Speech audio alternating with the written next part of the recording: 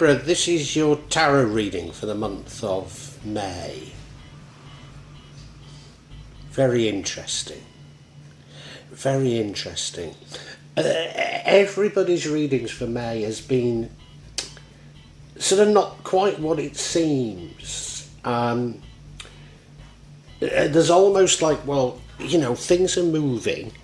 They're not necessarily getting resolved, but they're moving. They're probably moving in a very positive direction.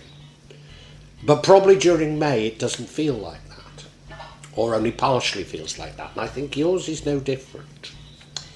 I'm drawn to the top right, the Ten of Wands. You're clearly feeling a burden. You're clearly feeling something of a struggle.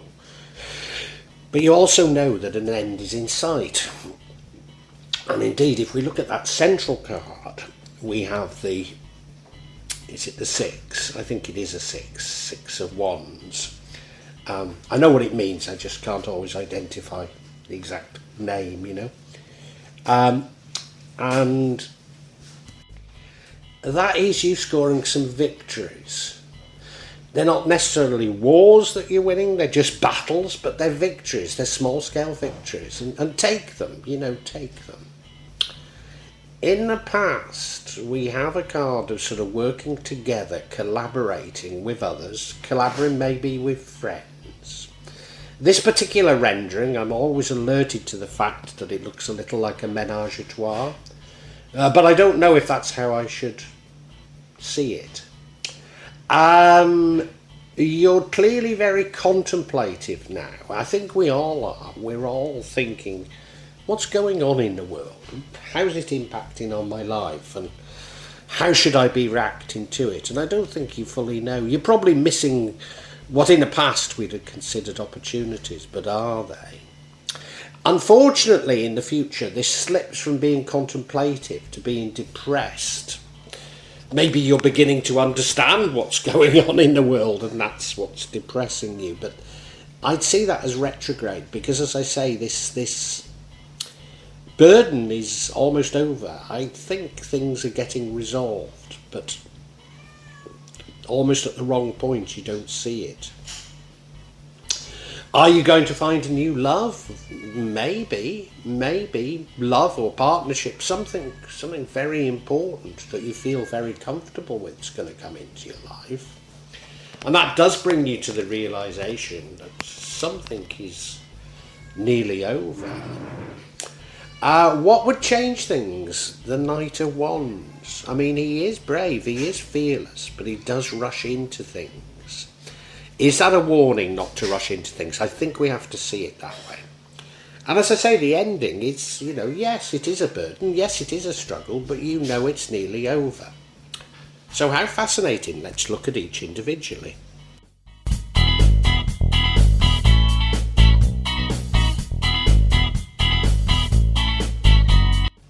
Now this Six of Wands really is an incredibly important energy to have here because it runs throughout the entire reading. It tells us what it's about, and it is that you are scoring some small victories and getting public recognition for it. It doesn't normally mean that others are jealous, but I always consider that a possibility. But it does say to me that you're moving forward, and that has been the theme for May for most people, you know. It's sort of, May feels like one of those months where you take 3 steps forward and 2 backwards, but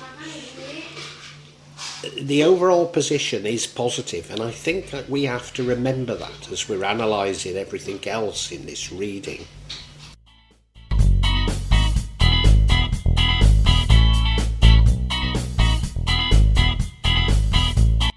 This next energy is in the recent past.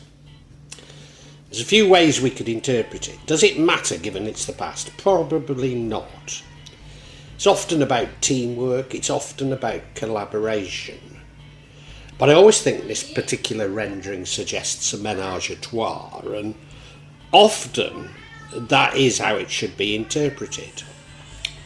Strange, tarot seems to work that way.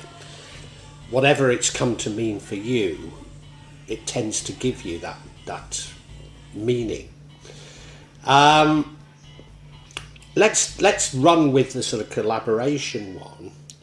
Maybe the past was more collaborative, and now relationships you're beginning to question. Maybe that's how we could interpret it. I honestly don't know.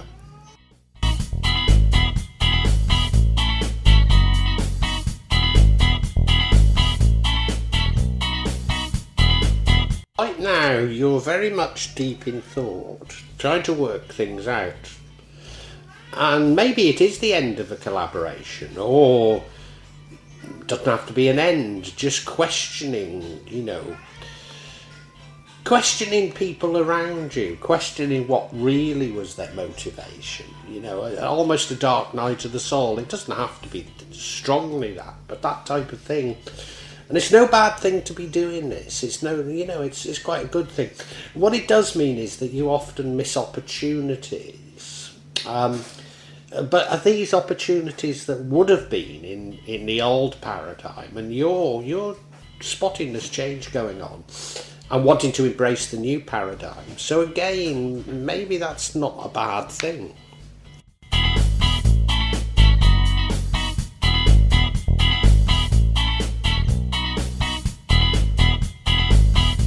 Now, I said that your contemplation is not necessarily a bad thing, but unfortunately in the future it slips into depression.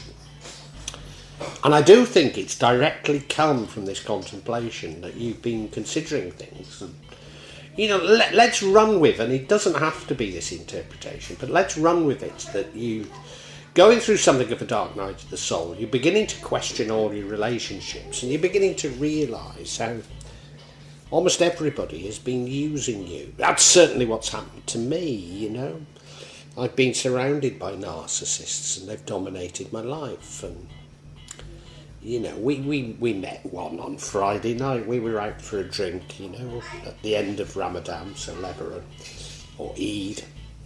And there was a group of British people. In fact, this particular person was Irish, but every time I went to the toilet, he was saying the most disgusting things to my wife. Now, my wife is much too kind to tell him off, but he thought he had the right to take her from me. And to be honest, he wasn't interested in her, he was just interested in destroying our lives, as narcissists do, He even gave her his card at the end of the evening, as though she'd phone him, as though we need another bloody narcissist in our life. And as though we can't spot them a mile off, And, yeah, you're a little depressed, I think, at something like that.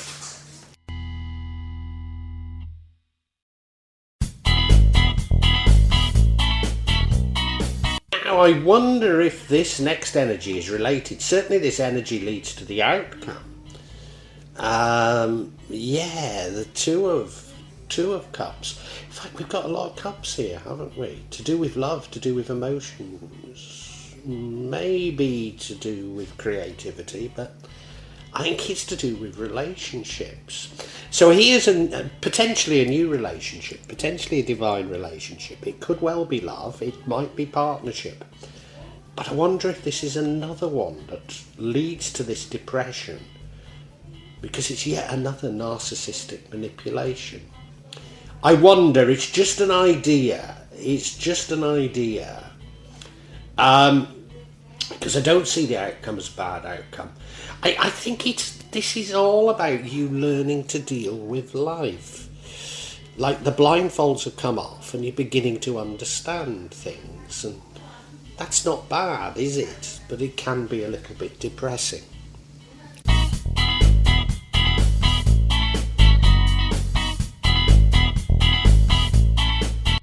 Now, what would change the outcome is you being bold, being brave, but maybe rushing into things.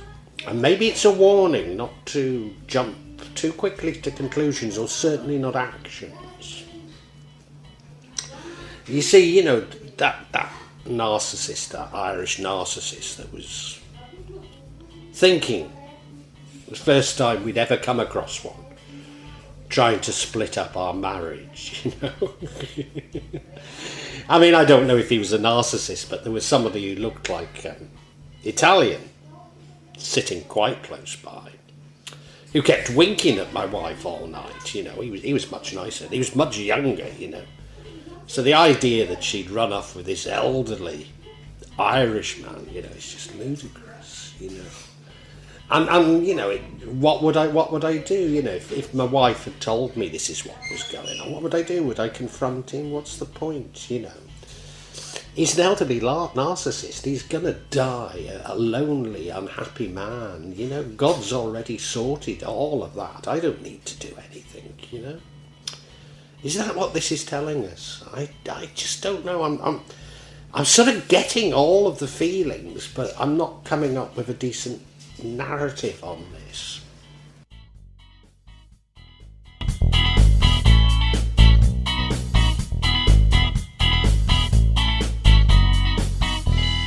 Now, I don't see the outcome as a bad outcome. You're clearly feeling a huge burden on your shoulders. You know, maybe you've got dependents. You're carrying a burden. Maybe you're worrying too much about what's going on in the world. I certainly do that, you know. As though I'm responsible for the health crisis and the ludicrous response there was to it, as though I'm responsible for all the wars that are going on in the world. And you know, to a certain degree, the way the news portrays them does make us all feel somewhat guilty, doesn't it, of our part in it, you know. So we're all carrying this huge burden, but you know, there's great hope. I think this card really, this rendering does suggest massive hope.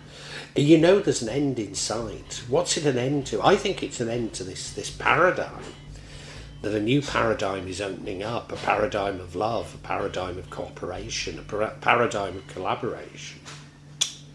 Yeah, and you know it's coming. Have I got any of this right? I don't know. I can feel the feelings, but I don't know. Let's get some clarification.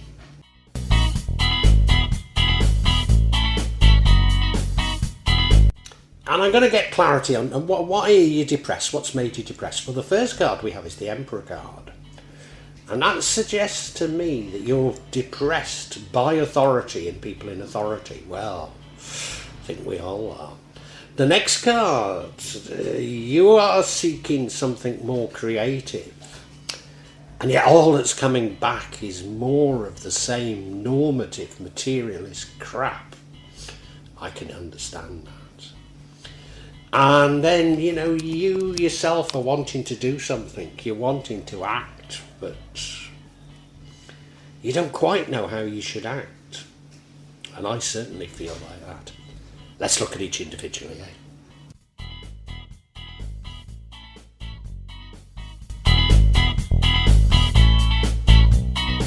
I think is making you depressed. As I say, I think you've been through a dark night of the soul, but I think as you're scratching the surface, you're realising the enormity of it. The realisation that we've been asked to put our faith in the hands of people who we simply should well, they're the least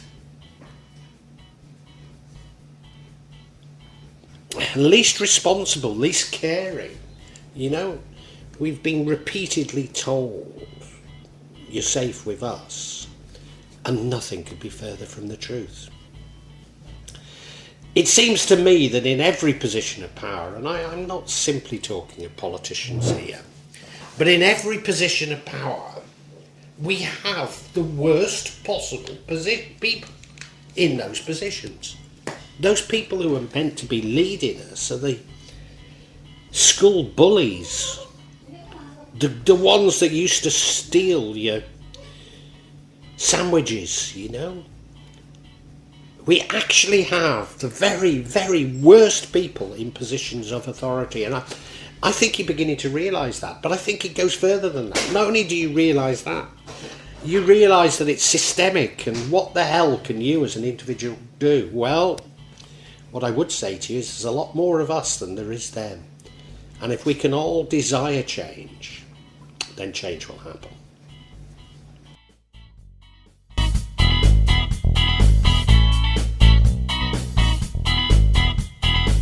And you'd love to discuss, not necessarily even propose, but to discuss creative alternatives. But you realise the inability to even do that, you know. Words like capitalism, communism, socialism, anarchism have no meaning whatsoever anymore. Not that you're necessarily wanting to propose any of those, but in North America at least, they've been completely destroyed. So if on this flat platform you mention communism, there emerges an army of people whose mothers, fathers, wives, girlfriends lived in the Soviet Union, China, Nicaragua. I mean, there's more people post than could possibly ever happen, you know. It's a massive deceit that's going on in this world that we can't even discuss alternatives. Not saying that they're the right alternatives, but we can't even discuss them. And I think this is what is depressing you.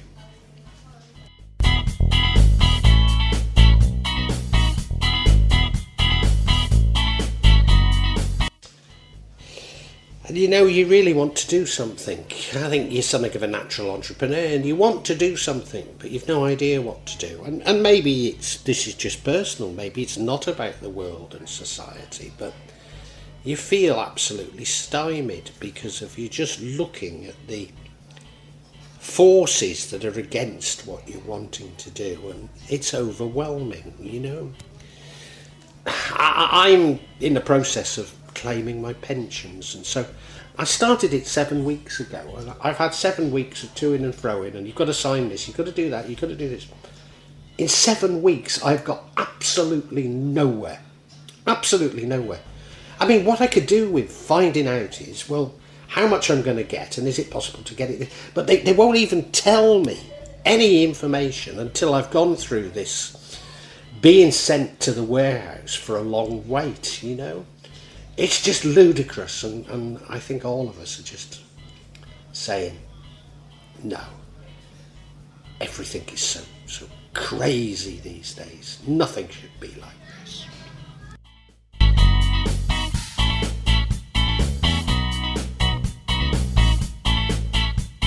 Libra, May feels like something of a depressing month. I think particularly after May, you realise the enormity of the sort of uphill battle you've got. And that does depress you. I think maybe it's possible you're going through a long night of the souls. You're reflecting on people you've known and the fact that they're all have been manipulating you. And, you know, you are scoring some victories because you're beginning to understand things. Somebody else comes into your life, but I can't be certain that they're not another manipulator. I really don't know. It could be that sends you to this huge depression that comes later. But then alternatively, it could be that you have a tendency to rush into things without thinking. What is this enormity that's on your mind? Well, you're beginning to understand that all those people that we've looked to in the past for a lead are the worst possible people. And you yourself are something of a leader, you know, but you've no idea how to do it. I mean, you're cut out from this, you know. You're not a part of them. But, you know, we've been lied to, we've been manipulated, you know, and it's so difficult. And you can't even discuss creative alternatives because of all have seemingly been poisoned, taken out of the thoughts of the common people. But we can't discuss any other ways of being, and I think that depresses you. What I would say is you are scoring some victories, so try and take heart from these victories that you're scoring, and also you're very aware that an end is in sight. So you're in this sort of interregnum whereby you can't actually see the end, but you know that it's there, you know it's coming. So all I can say to you is, Libra, keep faith.